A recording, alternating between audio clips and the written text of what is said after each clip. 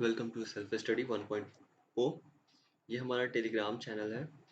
आप इस पे किसी भी तरह के study related doubts, career related doubts हमसे पूछ सकते हैं। क्लास के नोट्स, प्रीवियस ईयर क्वेश्चंस और सॉल्यूशंस आपको जब भी हेल्प की ज़रूरत पड़े तो आप इस पे मैसेज करें और इस पे सारे चीज़ आपको प्रोवाइड किए जाएंगे। हमने प्रीवियस लेक्चर में हमने ये देखा था, वीडियो में हमने ये देखा था लाइट लाइट के बारे में हमने जाना था। थोड़ा सा उसके ऊपर कितने फिजिसिस्ट स्कॉलर्स ने काम किया है वो जाना था। आज हम चैप्टर को आगे बढ़ाते हुए, टॉपिक को आगे बढ़ाते हुए आज नेक्स्ट टॉपिक पे चलेंगे हम। नेक्स्ट टॉपिक है आज हमारा पार्ट 2 है ये, रिफ्लेक्शन। नेक्स्ट टॉपिक है आज का हमारा रिफ्लेक्शन। और रिफ्लेक्शन में हम समझेंगे रिफ्लेक्शन होता क्या है, व्हाट इज रिफ्लेक्शन। अगर ये देखें डेफिनेशंस को हम, तो reflection is the change in direction of wave front at an interface between two different media so that the wave front returns into the medium from which it originated। ये मुझे लगता है अभी तक का सबसे डिफिकल्ट डेफिनेशंस है reflection का, बट मैं इसे भी समझाने की कोशिश करूंगा और आपको एक शॉर्ट डेफिनेशंस भी लिखवाऊंगा और बताऊंगा।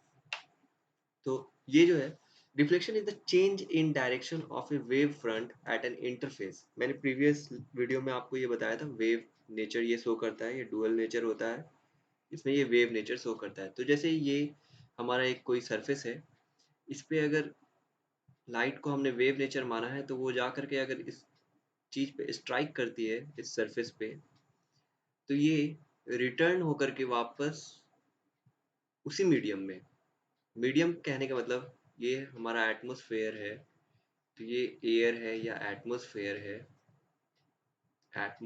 है, ये हमारा पहला मीडियम हुआ। दूसरा मीडियम ये हमारा ये सरफेस हो गया, ये सॉलिड सरफेस, मे बी ये मिरर हो सकती है, प्लेट हो सकता है, ट्री हो सकता है, कोई भी ऑब्जेक्ट हो सकती है। ये हमारा सरफेस, ये हमारा दूसरा मीडियम हुआ। तो आपको मैं ये डेफिनेशन समझा रहा हूँ। इसमें ये जो वर्ड्स के इस्तेमाल है, इस वर्ड को कैसे समझे हम, कहना क्या चाहती है डेफिनेशन। ये मीडियम 1 है, एयर एटमॉस्फेयर। ये मीडियम 2 है, जो कि सॉलिड सरफेस, जो कि ये सॉलिड सरफेस है, मीडियम 2।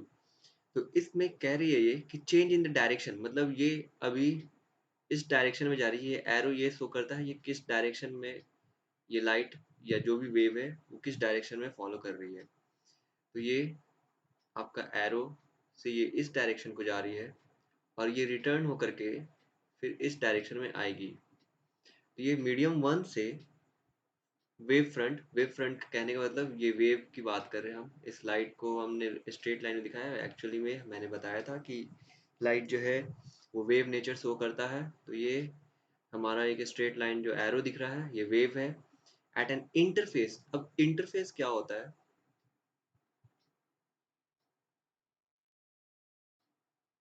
इंटरफेस जहाँ पे दो, मैं थिंग्स बोलूंगा, दो चीजें जहाँ पर मीट करती हूँ। तो इस जगह पे कौन सी दो चीजें हैं, एक लाइट का ये वेव है और ये दूसरा सरफेस है। ये इंटरफेस मीट कर रही है, स्ट्राइक कर रही है, इसे हम इंटरफेस बोलेंगे। Interface wave front at N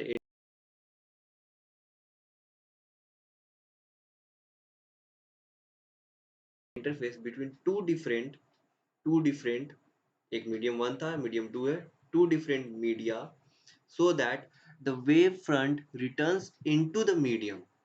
again वो कहाँ से, मीडियम, सॉलिड मीडियम से ये रिटर्न होकर के अगेन वो वापस अपने एयर मीडियम में आता है, फ्रॉम विच इट ओरिजिनेटेड, कहाँ से, जहाँ से ये शुरुआत हुई थी। ठीक है, तो ये हमारा रिफ्लेक्शन का ये हमारा डेफिनेशन था जो एक्सप्लेन हुआ अभी। कॉमन एग्जांपल्स में अगर वेव की बात करें और या फिर रिफ्लेक्शन की बात करें, तो कॉमन एग्जांपल में रिफ्लेक्शन ऑफ लाइट हो जाता है। पानी में अगर कोई स्टोन डाल दो तो उसके कारण जो वेव क्रिएट होता है वो भी एक वेव का एग्जांपल है। वाटर वेव्स, साउंड वेव भी है, आप कुछ अगर बोल रहे हो तो वो साउंड जो ट्रैवल होता है वो भी वेव के थ्रू होता है। अब अगर कोई सिंपल सी डेफिनेशंस पूछी जाए कि रिफ्लेक्शन का डेफिनेशंस क्या होगा, तो मैं बोल सकता हूँ कि the process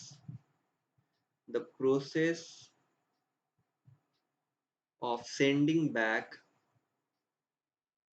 the process of sending back the light rays, the process the process of sending back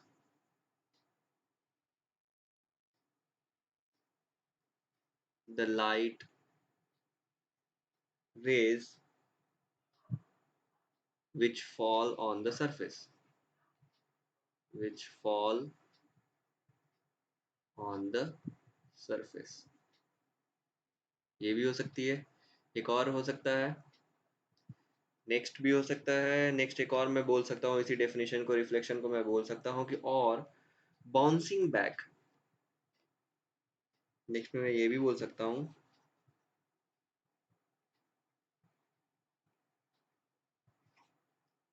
bouncing back of light after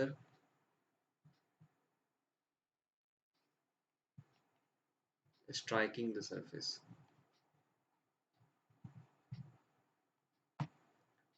is known as reflection। जैसे आप बॉल फेंकते हो, एक गेंद ले लो, एक बॉल ले लो, उसे हार्ड सरफेस या वॉल पे, दीवार पे आप जब फेंकते हो तो वो रिटर्न होके आती है। वैसे ही लाइट भी हमारा रिटर्न होकर के आती है। बस उसके लिए सरफेस डिपेंड करता है कि वो सरफेस कैसा है, उस पे वो लाइट पूरी की तरफ, पूरी की पूरी रिटर्न होगी या कुछ एब्जॉर्ब हो जाएगी।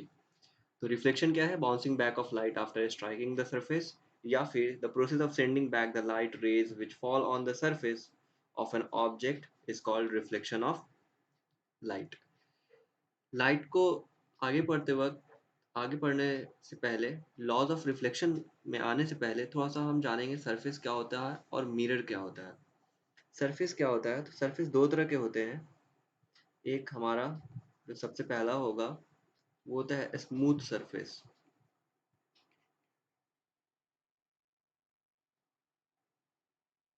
स्मूथ सरफेस, स्मूथ सरफेस किसे बोलेंगे? स्मूथ सरफेस हम उसे बोलेंगे जो कि बिल्कुल पॉलिश्ड हो, शाइनिंग हो, जिसमें किसी तरह का आपको इरेगुलरिटीज नहीं देखने को मिले। मतलब वो सरफेस बिल्कुल इस, ये तो स्ट्रेट, इसे स्ट्रेट ही मान लीजिए।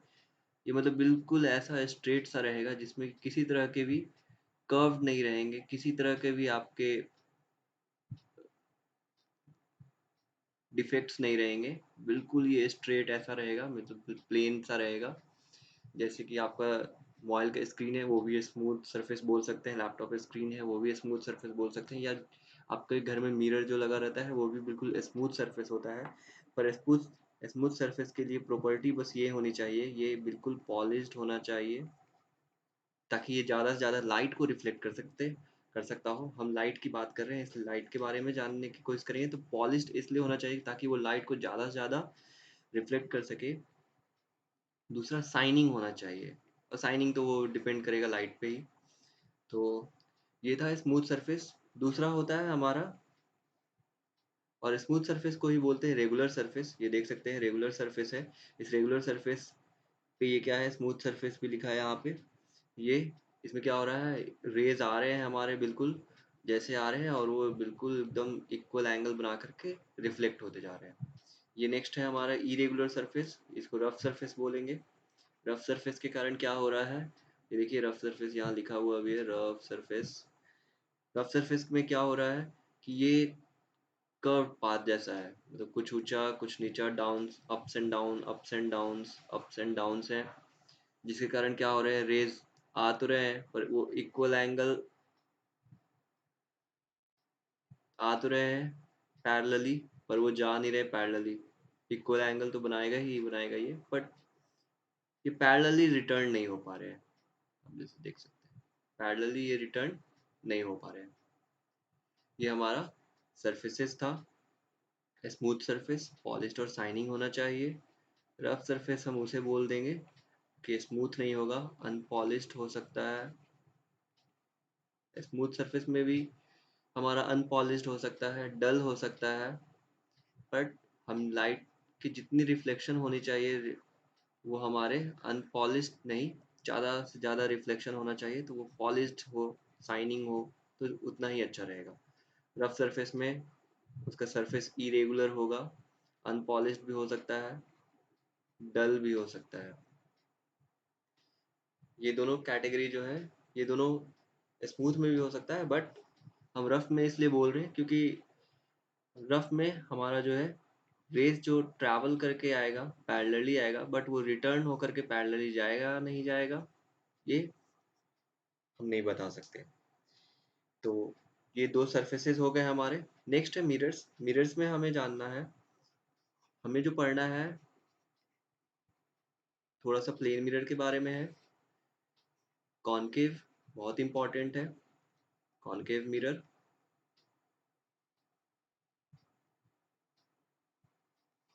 Third, convex mirror.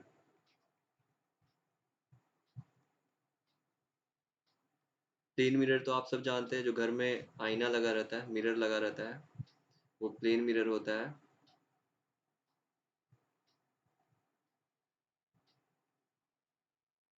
ये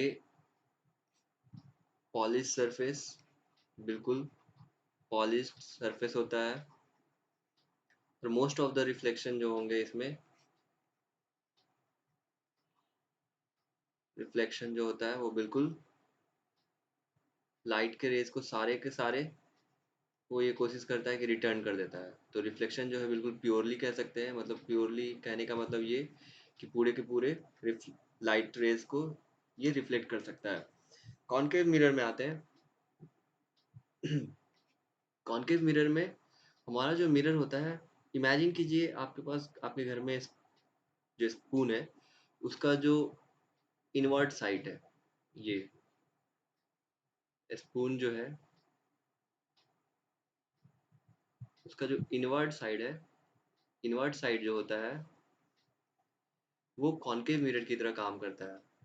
कॉनकेव मिरर एक्चुअल में ऐसा होगा, और ये इसका रिफ्लेक्टिंग पार्ट होगी, यहाँ से ये रिफ्लेक्ट करेगा, लाइट जो है रिफ्लेक्ट करेगा। ये कॉनकेव मिरर होता है। और स्पून के ही बैक साइड को अगर देखें, ये स्पून है, इसके अगर बैक साइड को देखें तो कॉन्वेक्स की तरह रहता है, मतलब वो इस तरह का रहेगा, और ये उसका रिफ्लेक्टिंग पार्ट रहेगा। यहाँ से लाइट आएगी तो वो टकरा करके रिफ्लेक्ट हो सकता है।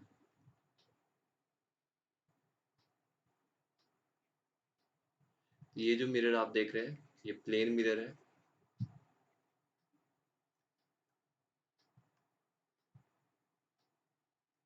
ये जो है प्लेन मिरर था, प्लेन मिरर हो गए। प्लेन मिरर पॉलिश सरफेस रहेगा, मोस्ट ऑफ द लाइट को ये रिफ्लेक्ट करेगा।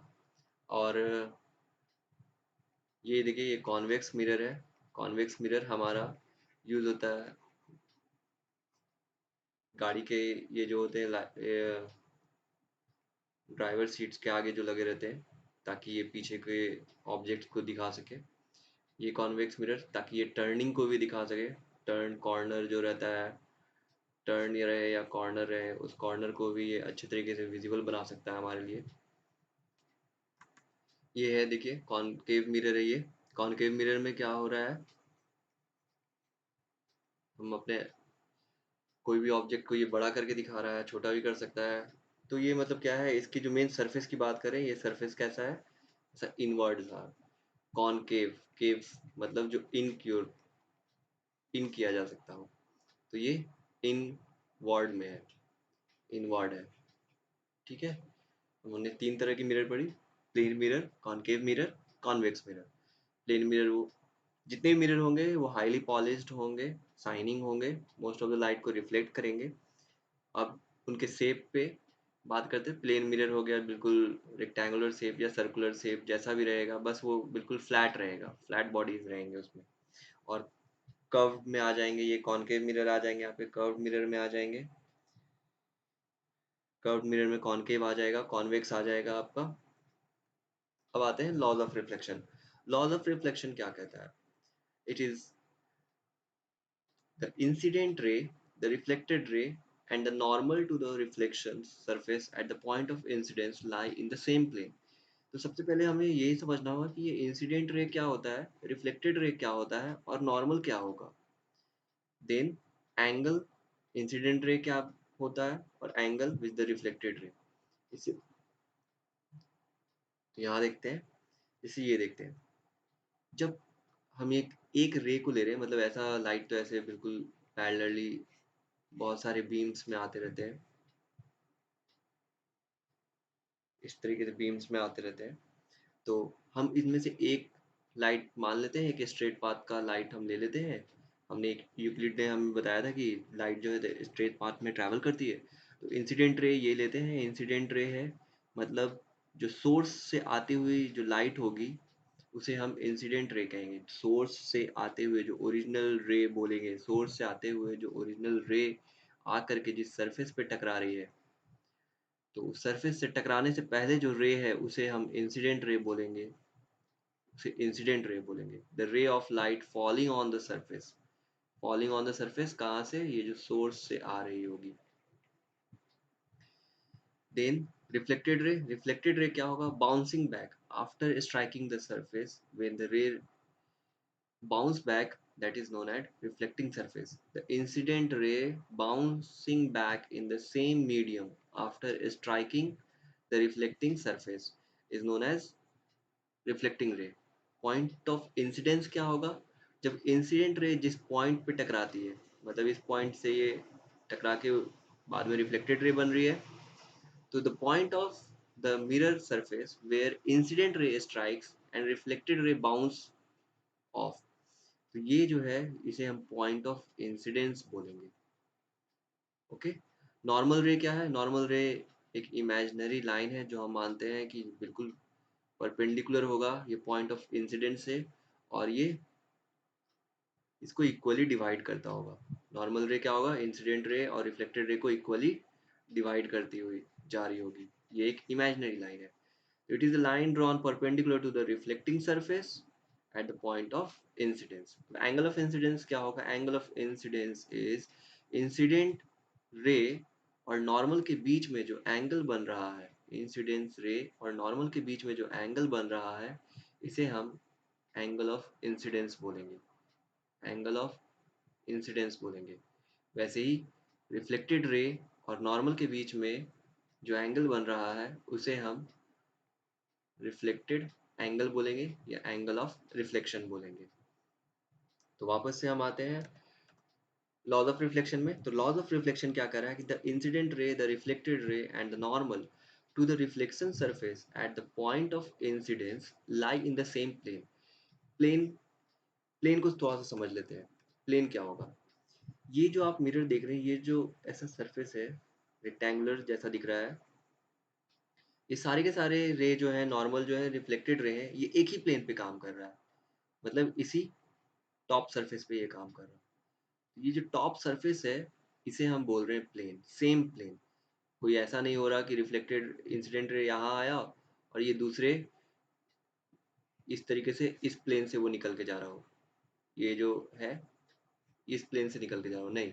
ये जो हॉरिजॉन्टल सरफेस आपको दिख रहा है, टॉप सरफेस जो दिख रहा है, इसी से जो है इंसिडेंट रे निकल करके रिफ्लेक्टेड रे बन रहा है. और ये देखिए एक ही पॉइंट पे ये सारे के सारे जो है, एक ही पॉइंट पे ये सारे के सारे आपके, एक ही पॉइंट पे आपके सारे के सारे लाई कर रहे हैं. इंसिडेंट रे भी लाई कर रहा है, नॉर्मल भी लाई कर रहा है और रिफ्लेक्टेड रे भी लाई कर रहा है. तो फर्स्ट लॉ यही कहता है कि व्हेन इंसिडेंट रे, नॉर्मल और reflected ray lie on a same point on same plane. Same plane पे एक पॉइंट है, पॉइंट पी. यहाँ पे इंसिडेंट रे, नॉर्मल और रिफ्लेक्टेड रे ये तीनों एक ही जगह लाई कर रही है, एक ही जगह पे है. ये फर्स्ट है पॉइंट. सेकंड, सेकंड लॉ कहता है angle of incidence is equal to angle of reflection. Angle of incidence जितना बन रहा होगा, ये मान लीजिए 30 डिग्री अगर बन रही है, तो ये भी 30 डिग्री से रिफ्लेक्ट हो रहा होगा. ओके. थर्ड में द रिफ्लेक्टेड रे, ये थर्ड लॉ ऐसा है नहीं, बट आप इसे थर्ड लॉ की तरह देख सकते हैं. तो थर्ड लॉ बेसिकली आपका ये फर्स्ट सेकंड लॉ में ही मिक्स हो जाता है, सेकंड लॉ से ही ये थर्ड लॉ निकला हुआ है, बट ये थर्ड लॉ नहीं बोलेंगे, लॉ हमारा दो है, एक ये रहा दूसरा ये रहा, ये सेकंड से ही डिराइव होकर के आया है, आप इसको याद भी कर सकते हैं या फिर इस चीज़ को ध्यान में रख सकते हैं। ये हमेशा क्या होगा, नॉर्मल के अपोजिट होता है, हमेशा जो होता है ये नॉर्मल के अपोजिट होता है, मतलब क्या, एंगल ऑफ इंसिडेंस जो है वो हमेशा नॉर्मल के अपोजिट में होगा एंगल ऑफ रिफ्लेक्टेड, मतलब एंगल ऑफ इंसिडेंस के उल्टे में आपको मिलेगा एंगल ऑफ रिफ्लेक्शन, और ये हमेशा अपोजिट होगा बट इक्वल होगा, मतलब अपोजिट का मतलब कह सकते हैं कि ये side by side opposite, side by side, इस साइड में अगर है ये लेफ्ट को है तो ये राइट को आपको मिलेगा रिफ्लेक्टेड, और दोनों एंगल क्या होंगे, हमेशा इक्वल होंगे। तो दो लॉज होते हैं, हमारा पहला लॉ ये था कि इंसिडेंट नॉर्मल रिफ्लेक्टेड रे ये एक पॉइंट पे लाई करेंगे और सेम प्लेन पे, मैंने प्लेन बताया, प्लेन वो होगा इस इस में, प्लेन जो है आपका ये टॉप सरफेस है, टॉप सरफेस, इसी प्लेन पे सारे रेज जो है रिफ्लेक्ट हो रहा, आ रहा है, इंसिडेंट हो रहा, और नॉर्मल भी इसी पे है, और ये एक पॉइंट पे लाई करेगा, ये फर्स्ट था। सेकंड है आपका कि एंगल ऑफ इंसिडेंस जो होगा वो इक्वल टू होगा एंगल ऑफ रिफ्लेक्शन के, एंगल ऑफ इंसिडेंस जो होगा वो इक्वल होगा एंगल ऑफ रिफ्लेक्शन के, ठीक है। और ये सारे डेफिनेशंस भी थे, इंसिडेंट रे किसे बोलते हैं, अगर इंसिडेंट रे क्या होता है, रिफ्लेक्टेड रे क्या होता है, पॉइंट ऑफ इंसिडेंस क्या होगा, नॉर्मल रे क्या होगा, एंगल ऑफ इंसिडेंस क्या होगा, एंगल ऑफ रिफ्लेक्शन क्या होगा, एंगल ऑफ इंसिडेंस को आप आई से डिनोट कर सकते हैं और एंगल ऑफ रिफ्लेक्शन को आप आर से।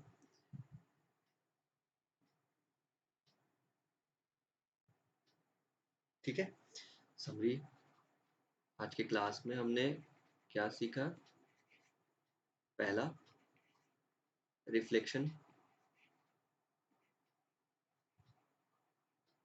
रिफ्लेक्शन क्या होगा, रिफ्लेक्शन होगा बाउंसिंग बैक ऑफ,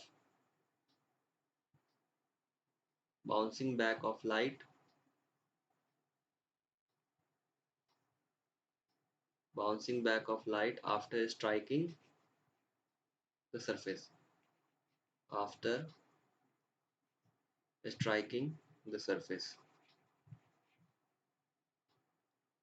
सेकंड में हमने देखा सरफेसेस, सरफेस में हमने देखा स्मूथ जो रेगुलर सरफेस होंगे, second rough surface, irregular surface, third में हमने देखा मिरर्स, मिरर्स में हमने तीन तरह के मिरर्स के बारे में जाना, एक प्लेन मिरर जो घर में हम यूज करते हैं, दूसरा कर्व्ड मिरर, कर्व्ड मिरर इसमें हमने पढ़ा कॉनकेव के बारे में, और थर्ड कॉन्वेक्स। कॉनकेव कैसा था, एक स्पून लीजिए, उसके इंटरनल जो इनसाइड पार्ट दिखता है वो आपका कॉनकेव हो जाएगा, कॉन्वेक्स में ये बाहर का जो पार्ट होता है वो रिफ्लेक्टिंग पार्ट होता है, ये कॉन्वेक्स हो जाता है। लॉज ऑफ रिफ्लेक्शन हमने पढ़ा, लॉज ऑफ रिफ्लेक्शन, पहला लॉ हमने ये देखा, इंसिडेंस, रिफ्लेक्टेड और नॉर्मल ये एक पॉइंट पे, एट वन पॉइंट ये लाई करते हैं। दूसरा,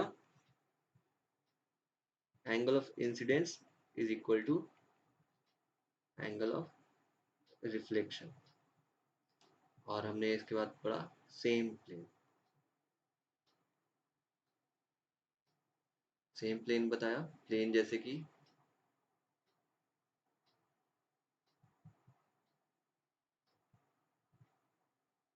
ये अगर एक्स एक्सिस है, ये वाई एक्सिस है, ये जेड एक्सिस है, तो अगर कोई ड्राइंग, कोई लाइन या कुछ भी, अगर वो सिर्फ और सिर्फ एक्स और वाई प्लेन पे, एक्सिस पे है, तो ये जो एक्स वाई प्लेन बनेगा इसे हम एक्स वाई प्लेन बोलेंगे, और अगर कोई भी चीज़ वाई जेड पे लाई कर रही है तो ये वाई जेड प्लेन कहलाएगा। और अगर कोई एक्स जेड पे, एक्स जेड बेसिकली वहाँ पे मिरर था, वो मिरर जो था उसका जो टॉप सरफेस था वो एक प्लेन की तरह काम कर रहा था। आप उसे एक्स वाई या एक्स जेड जो भी प्लेन बोल सकते हैं। प्लेन का मतलब एक रेक्टेंगुलर, जैसे सीट ऑफ पेपर है आपका, आप कुछ भी लिखते हो तो आप सिर्फ सीट ऑफ पेपर पे लिख रहे हो, तो वो आपका एक प्लेन की तरह काम कर रहा है। और हमने इसके बाद एक टर्म समझा था, टर्म देखा था, इंटरफेस। इंटरफेस, इंटरफेस क्या था? जहाँ पे दो surface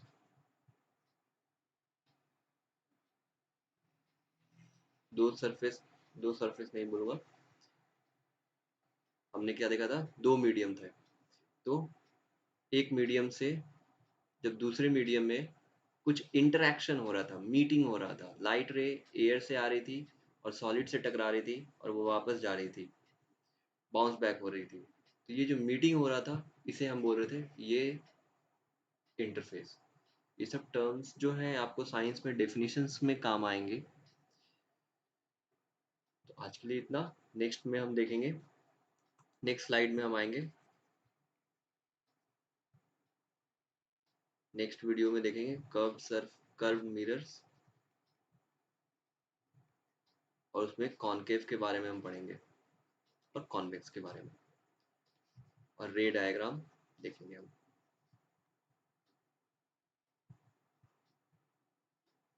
okay, so thank you.